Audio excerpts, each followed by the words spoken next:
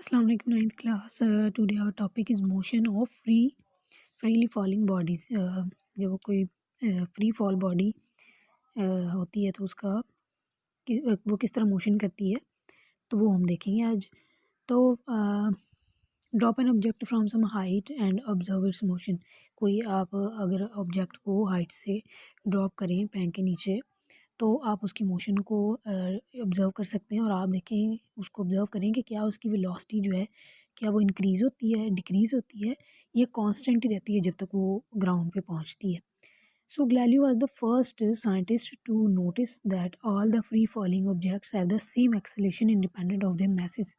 सबसे पहले गैलीलियो जो था, ये उसकी कंट्रीब्यूशन है। गैलीलियो जो फर्स्ट साइंटिस्ट था उसने ये नोटिस किया था कि कोई भी उसने मतलब बहुत सारे वेरियस ऑब्जेक्ट्स लिए और उसने उनको ड्रॉप किया और उसने ये नोटिस किया कि सबकी एक्सेलेरेशन सेम है, यानी उनके मैसेज पे डिपेंड नहीं कर रही, वो इंडिपेंडेंट है उनके मैसेज से। यानी अगर कोई जिस्म हल्का है या कोई भारी है तो उससे कोई इफेक्ट नहीं हो रहा, उन सबकी एक्सेलेरेशन सेम थी।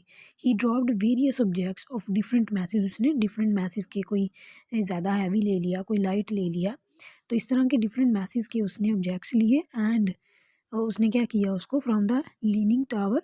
ही dropped various objects from the leaning tower of the पीसा। ये आपको पिक्चर में एक टावर भी नज़र आ रहा होगा फिगर में, तो ये लीनिंग फिगर टावर है। तो लीनिंग टावर से उसने बहुत सारे ऑब्जेक्ट्स को फॉल करी किया और उसने देखा कि सबका मतलब डिफरेंट मैसेज किए थे और उसने देखा कि सबकी एक्सेलेरेशन जो चीज़ें वो सेम थी।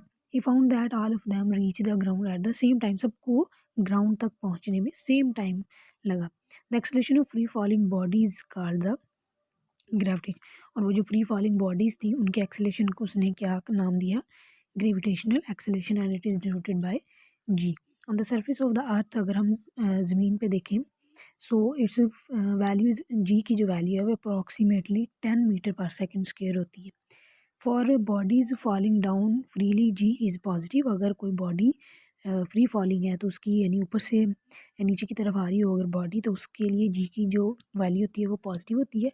बट अगर कोई चीज़ मूविंग अप है यानी वो नीचे से ऊपर की तरफ जा रही है तो in case g the value of g is negative.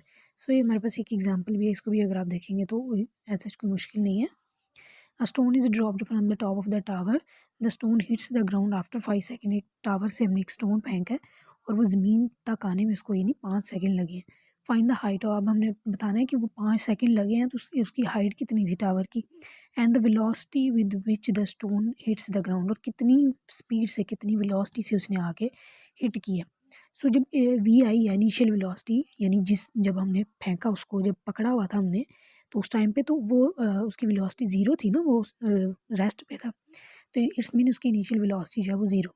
So gravitational acceleration as you know that, ये भी हमने पढ़ा है जैसे कि जी जो है उसकी वैल्यू 10 होती है जब ऊपर से नीचे कोई बॉडी फॉल करती है, और टाइम जो है वो उसको 5 सेकेंड लगे थे आने में। हमने हाइट यानी एस या एच जो है वो फाइंड करना है। एस भी वही होता है, डिस्टेंस होता है, तो हम इसको एच ही ऐसे दोनों ही लिख सकते हैं। और हमने ये भी बताना है बी पार्ट में कि वो कितनी वेलोसिटी से आके हिट किया है। सो फर्स्ट पार्ट में अगर आप देखें आपको आप आज जो गिवन वैल्यूज़ होती हैं उनके अकॉर्डिंग ही आपने मोशन में से कोई भी इक्वेशन लगानी है। जैसे कि 3 ये मोशन की इक्वेशंस हैं, इन्हीं में से हमने कोई एक लगानी होती है, अप्लाई करनी है। तो हमने इसकी सेकंड इक्वेशन ऑफ मोशन यहाँ पे अप्लाई की है।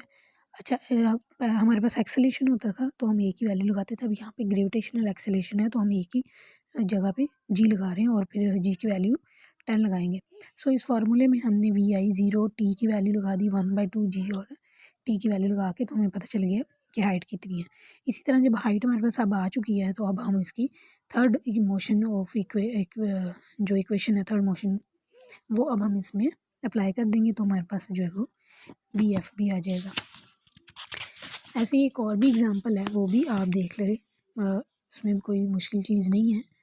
तो आपने ये दोनों एग्जांपल्स करनी है और साथ में ये फ्री फॉलिंग बॉडीज़ का जो साइंटिस्ट का जो कंट्रीब्यूशन है, फिर उसने एक्सपेरिमेंट क्या किया था और जी की वैल्यू जो है वो कहाँ पे पॉजिटिव और कहाँ पे नेगेटिव होती है।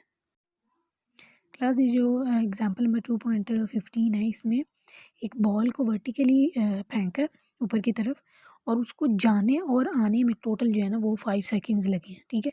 इसलिए यहाँ पे टाइम को हम 2 पे डिवाइड करेंगे, 5 को हमने 2 पे डिवाइड करना है, क्योंकि जाने और आने का दोनों का टाइम जो है ना वो 5 है, हमें एक ही टाइम चाहिए। तो इट्स मीन जितना जाने में लगा उतना ही उसको आने में लगेगा।